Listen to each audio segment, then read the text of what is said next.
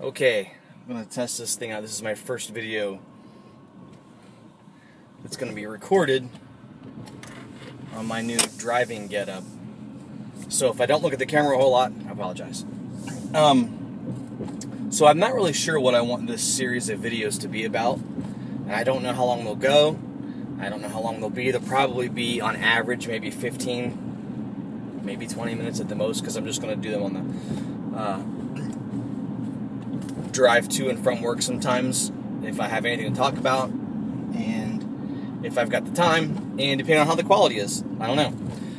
Anyway, so I figured I would start off by just talking about how I got into gaming and let it evolve from there, see what it turns into.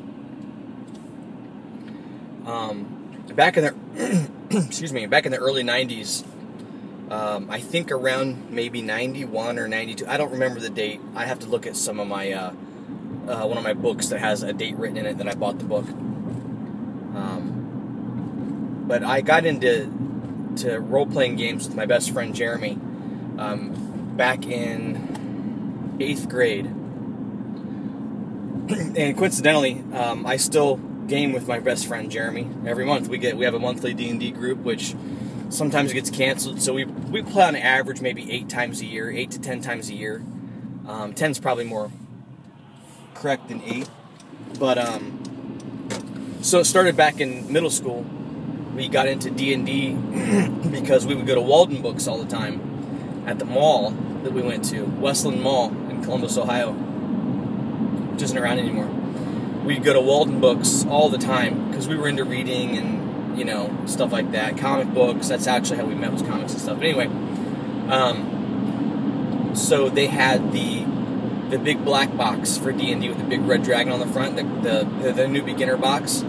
That's how we started, and what we started with. The one that came with Zanzu-Tem's Dungeon, which to this day, I still have Zanzu-Tem's Dungeon, the little card set and all that stuff. And him and I to this day still talk about doing something else with Zanzu-Tem's Dungeon, which may or may not happen. Spoilers if anybody's watching in our group. But anyway, so we got into D&D with the classic set, and over time it evolved into, we got the Rules Cyclopedia, which I still have my original copy of the Rules Cyclopedia that I got. I want to say I got that when we were on vacation in like Myrtle Beach or something like that. But anyway, I still have that, and I still flip through it from time to time because I love the simplicity of basic D&D, like OSR style D&D. If I were to go back and play OSR, I don't know that I would use the Rules Cyclopedia. I wouldn't be opposed to using the Rules Cyclopedia, but that's a story for another day, another video. So when we were younger and we played D&D, a lot of times it was just me and him playing.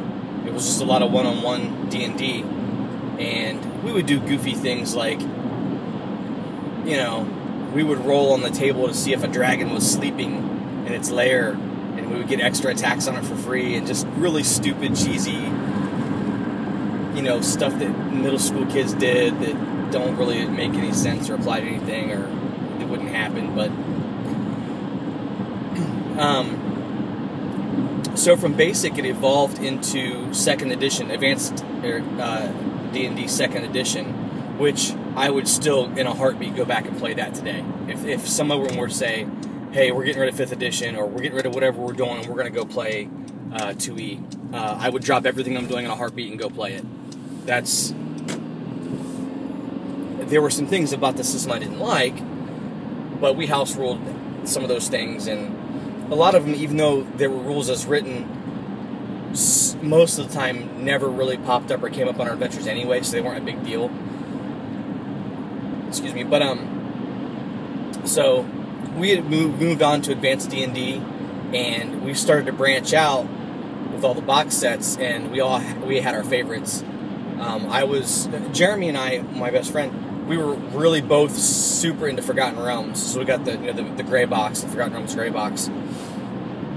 And he was a big fan of Dragonlance, because he would read the Dragonlance books by Richard Knack, or Knock, however you say it, like The Legend of Huma, and the tales of all the heroes of the Lance and all that stuff.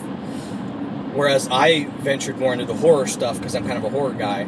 I got real into Ravenloft and some of the darker stuff, like the Menzo Berensson box set, and I was really into a lot of stuff that was like different. Like I really love the Al-Qadim box set, and the Eastern Adventures, Oriental Adventures, things like that. A lot of that stuff we bought but never played. I was really a big fan of Dark Sun. I bought a lot of Dark Sun stuff back in the day, and was never really able to get the group to play much of it. Pause this for 1 second.